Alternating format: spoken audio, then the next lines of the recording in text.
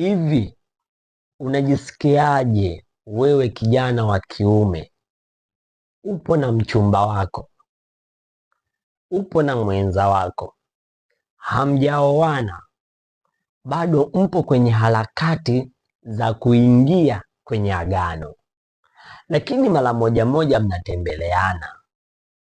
Unajisikiaje unaingia kwenye geto la mchumba wako wa kike, unamkuta ana kitanda, ana sofa, ana meza nzuri, ana vitu vingi ndani, alafu wewe kijana wa kiume ukijiangalia ndani kwako, godoro lipo chini ya sakafu, hauna hata kitanda, hauna hata meza, una viti tu vya kawaida, hakuna hata sofa. Unajisikiaje wewe kijana wa kiume ukiwa katika mazingira hayo? Unajisikiaje?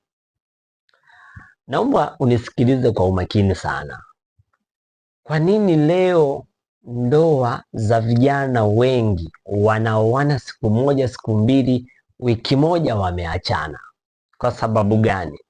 Sababu naweza nikasema kwamba mwanaume anakuwa hana nguvu ya kufanya chochote pale alipo unajikuta anatumia vitu vya mwanamke. Moja ya udhaifu ambao sisi vijana tunao, au mwanaume yeyote mdhaifu, ni yule ambaye vitu alivyo navyo ndani kwake ni vya mwanamke. Unajisikiaje unaingia unalala kwenye kitanda ambacho umemkuta nacho mchumba wako, haujui nani aliyekinunua? Mwisho wa siku atakuzuia kupanda kwenye kitanda, atasema ya kwamba kitanda chenyewe hujui hata bei yake. Kwa hiyo huu ni udhaifu mkubwa sana kwa vijana wengi wanaoingia kwenye ndoa bila kujipanga, lakini pia ni udhaifu mkubwa sana kwa kijana yeyote kutumia vitu vya mwanamke.